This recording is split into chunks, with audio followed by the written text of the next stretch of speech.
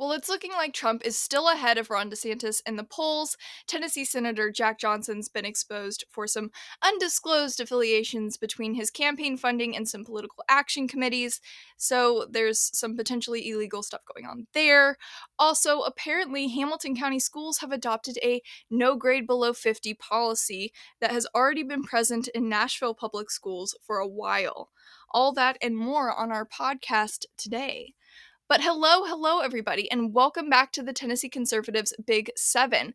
My name is Adelia Kirchner, and I'm one of the writers on staff at the Tennessee Conservative. And this week, I am filling in for Brandon, who is currently traveling back from West Tennessee from a stop on the Let's Go Brandon tour. Now, if y'all are all like, who's this random chick? And you really miss seeing Brandon's face, I have great news for you. Okay, there are still 3 more stops on the tour this summer, so just go to our website and search Let's Go Brandon for more information.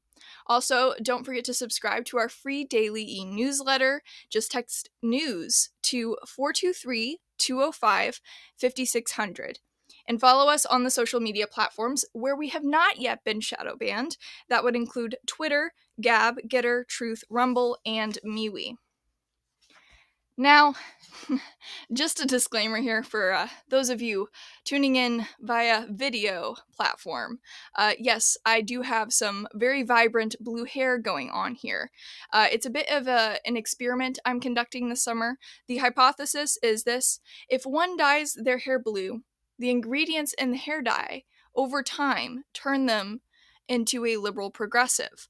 Now, it seems possible that that is a very flawed hypothesis. It's probably going to fail because I'm still a diehard Christian conservative at the moment. But yeah. Anyways, let's get into our first big story of the week, okay? Despite overwhelming Tennessee support for Trump, Tennessee GOP invites DeSantis as keynote for the biggest fundraiser of the year. With the vast majority of Tennessee's Republican representation at the federal level supporting former President Trump, as well as the majority of Republican voters, it's a bit of a mystery that the invited keynote speaker for what is arguably the biggest fundraiser the Tennessee GOP organizes is Florida Governor Ron DeSantis. In Tennessee, both Senators Marsha Blackburn and Bill Hagerty are part of President Trump's federal leadership team alongside a large portion of the Tennessee congressional delegation. U.S. Reps Diana Harshberger, along with Mark Green and a few others, they all endorse Trump for the presidency. Also endorsing former President Trump is freshman Congressman Andy Ogles. Ogles said, "Our country is at a breaking point, and I'm confident that President Trump is the leader we need to get America back on track." A recent wide-ranging poll conducted by the Beacon Center of Tennessee indicates that Tennessee residents support Donald Trump for president in 2024 by a wide margin. Trump holds a 49% point lead over Ron DeSantis, with 61% supporting Trump and 12% supporting DeSantis amongst Republicans. Trump also holds a 21 percentage point lead over Joe Biden in the state, with 55% of the support compared to Biden's 36%. Oof. The Tennessee Conservative has reached out to Scott Golden, Tennessee State GOP chairman, for comment regarding the keynote speaker choice, but has not yet received a response. Now, I have my own little predictions for the 2024 election and the primaries and all of that, but we won't go down that rabbit hole at the moment. But if you have your own predictions for the 2024 election or what you think is going to happen in the primaries, please feel free to head to our comment sections on YouTube and Rumble and, just let us know what you think. I would be interested in reading what you guys have to say. But moving on to our second story of the week, we have official financial reports provide evidence of undisclosed affiliations between Senator Johnson's campaign and political action committees. A recent formal complaint lodged against the 2022 campaign of Tennessee Senate Republican Majority Leader Jack Johnson prompted further investigation into Johnson's campaign donations and the money ties to the involved political action committees. I'm so shocked, guys. Are you so shocked? You should be so shocked. But financial reports show that the campaign of Senator Jack Johnson and the campaign's manager, Ward Baker, potentially illegally coordinated with PAC's political action committees during the 2022 primaries this past July. Cross referencing of official financial reports indicate that Tennessee Reynolds American Incorporated PAC gave money to Senator Johnson's PAC but was not reported by Johnson, and that the funds landed in the Tennessee Conservatives PAC that spent money only to attack Senator Johnson's political opponent Gary Humble in the 2022 Republican primary. Now, just to be clear, it is called the Tennessee Conservatives PAC, but it is not our PAC. It is not the Tennessee Conservative Newspaper's PAC. It's just a random PAC that exists, okay? Of further interest is the fact that the 2021 annual year-end report for Senator Johnson's PAC that would have shown this transaction with the Reynolds PAC was amended on April 1st, 2022. This was after Gary Humble had publicly announced that he would primary Jack Johnson for state senate. In Tennessee, it is illegal for a campaign to coordinate with a PAC without disclosing the affiliation. When the Tennessee Registry of Election Finance decided to audit the campaign of Gary Humble, who lost to incumbent Jack Johnson by a very narrow margin last year, there was no tangible evidence presented or complaints filed. With an official complaint being filed and tangible evidence provided in that complaint and here, Tennessee voters will see whether the registry will apply the same scrutiny to an incumbent legislator's campaign as they have to a primary challenger. So there is that. And I'll toss it to Brandon for a moment. Guys, if you want to reach Tennessee's most engaged conservative audience, please do advertise with the Tennessee Conservative. You can email Jason Vaughn, news@TennesseeConservativeNews.com for all the details. If you are promoting a conservative or Republican event, if you are looking to run for office, if you are trying to reach people that really care about the direction of Tennessee and you want a tax write-off to help us continue on with our mission, then that would be fantastic, and we will try to get you in front of the eyes and ears of people who will buy your services and wares. Next story. All right, next story, y'all. This one's a good thing. We have gender-affirming, put that in quotation marks, okay. Gender-affirming medical treatment ban goes into effect after first-of-its-kind federal court decision. In a first for a federal court, a 3-judge panel of the 6th U.S. Circuit Court of Appeals voted to reverse a Nashville federal judge's stay on a new law banning gender-affirming medical treatment for minors in Tennessee. 2 of the 3 judges voted to reinstate the law, originally meant to go into effect on July 1st, to take effect immediately after Judge Eli Richardson of the 5th Federal Circuit issued a partial injunction of Tennessee Senate Bill 1. The opinion from the 6th U.S. Circuit Court is a clear signal that the judges are not entirely convinced that the state's ban is unconstitutional. Referring to similar debates happening in legislatures all across the United States, the judges suggested that individual states are in the best position to decide whether minors should be able to access hormone treatments or surgeries that alter and remove healthy body parts, procedures that often lead to painful and permanent complications. The Tennessee Attorney General's office has argued that there was never a need for an injunction against the new law in the first place due to the wind-down period included in the legislation. This provision within the law allows for some existing transgender patients to continue receiving services until March of 2024. However, some providers, such as Vanderbilt University Medical Care, have threatened to cease providing any care to patients if the law is not stopped. Yeah, okay, sure. But per the court's order, the enforcement of the state's new law is pending a hearing and appellate ruling by September 30th, 2023. So there is that. Our 4th story of the week, y'all, is Tennessee Christian colleges are no safe haven from woke ideology. Now, speaking as a former college student, this is not a shock. Also, speaking as somebody who has lived in Tennessee and knows a little bit about Tennessee colleges, this is not a shock. And also speaking as somebody who has been to a Tennessee Christian college, this is not a shock. So let's just remember that, okay? This is not surprising. But last month, the Tennessee Licensed Professional Counselors Association sponsored its annual counseling and therapy summit at Trevecca Nazarene University. As with any university, the campus hosts events throughout the summer. However, this event was not the sort that you would typically find on what is known to be a conservative Christian college campus. This year's event included 47 breakout sessions. That's a lot. Um, some with eye opening titles like Bark, the Kink and Culture of Human Puppy Play. The program from the event promotes the session as an opportunity to understand the potential therapeutic benefit of BDSM kink expression and identify reasons a person might be inclined to participate in puppy play and familiarize themselves with resources for further investigation into the phenomenon of puppy play. So there's that. Just absolute disgusting, terrible. Ugh. Yeah. That's what I have to say about that. Another session was titled Legislation, slay, that Gen Z internet culture terminology. You got legislation supporting transgender and gender expansive communities in counseling, whose purpose was to explain to those attending state legislation impacting transgender and gender expansive people in Tennessee and identify trans affirmative counseling practices for working with transgender and gender expansive people in Tennessee.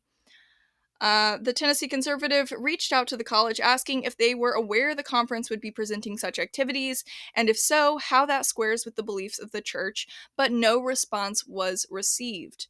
In 2021, the college added an Office of Excellence and Reconciliation, the goals being providing diversity training for faculty and employees, assisting campus leaders in implementing diversity initiatives, and advising departments and teams throughout the campus. It continues, our efforts also involve strengthening education programs to promote racial understanding and harmony, confronting racism through repentance, reconciliation, and biblical justice. The woke agenda that has long consumed public colleges and universities seems to have also embedded itself in faith-based institutions as well. So that's some discouraging news, to say the least, but if you have been to a college in the last 10 years, or if you know somebody who's going to college currently, then that should not come as a shock to you. Guys, if you want us to continue to do this, if you want us to be around, you can't sit on the sidelines. Do go to TennesseeConservativeNews.com, hit that support button. Guys, I do this for free. And if I can do it for free and put all the thousands of hours that I put into this each and every year, for you to donate $50 a month or something like that is probably not too much to ask. Tennesseans that are conservative often wonder, how did our government get so corporately corrupt? Why are we in a state where we have to pass laws outlawing racism in our own government taxpayer-funded schools? Why do we have institutions and politicians that claim to embrace our ideology while trying to absolutely destroy the Republican platform at the highest levels? And it is because conservatives tend to sit on the porch and they complain and they make noise about stuff and they post on social media and they consume lots of Fox News and OAN and all that stuff. But when it comes to actually getting involved at the local and state level where you can make a difference, where you get a huge return on investment for your dollars, we just sit on the sidelines. That's why we will not have a state and a country that will be as free for our grandkids and kids as what we have now. You heard it here first. I hate to report the news in advance, but it looks like that's where we're going. And the way to stop that is to go to TennesseeConservativeNews.com/support, or you can mail your checks. We've got a new mailing address, okay? We've got a new mailing address. Let's see who is the first person to send a donation to the new mailing address. I would be curious. That would be the diehards that are listening. P.O. Box 625, Signal Mountain, Tennessee, 37377. That is P.O. Box 625, Signal Mountain, Tennessee, 37377. Gosh, I hope that's the right P.O. Box. Let me look. That's it. I can't believe I got it. Reason, why are we changing our address? I am in the process, although it will take a while, of selling my building at the old address, and we will be sending out information to everyone who is a regular donor by mail so that they can change those addresses over. I appreciate your patience during the transition. And if you give any amount whatsoever, drum roll please,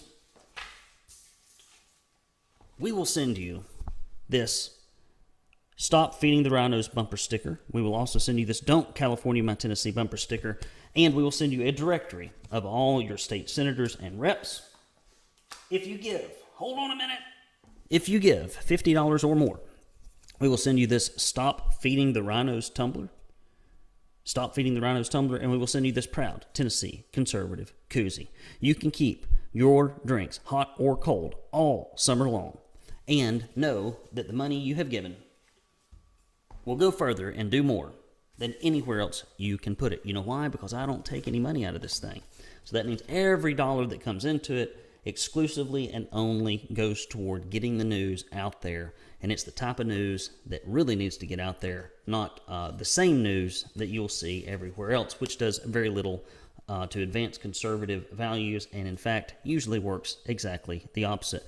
Don't leave us out here without some covering fire. Don't leave us out here without some supporting troops. You are those troops. Send in the cavalry by going to TennesseeConservativeNews.com/support. All right, y'all. Next one is Republican reps prepare for special session with mental health as a focus, but at what cost? Representative Jason Zachary has indicated that coming into the special session slated for the middle of August and then immediately adjourning would be a mistake. Zachary indicated that maybe this would be an opportunity to focus on mental health issues in the state. Most believe that addressing mental health issues in the theoretical is all fine and well, but if there isn't a specific care taken in how the issues are addressed in the practical, there can be serious implications in ways many people would not have considered. If you live in Jefferson County, what happened there last year could have the potential to become the reality for every county in the state of Tennessee. Last year, Jefferson County Schools contracted with a company called Allied Behavioral Health. This contract was for a dozen or so master's level counselors to be provided office space and receive referrals for children in their district for mental health counseling for all ages that attend the public schools in that district. The organization was treating as many as 700 students and received a total of $200,000 to cover deductibles and copays for students whose insurance would then be billed for the remainder of the treatment.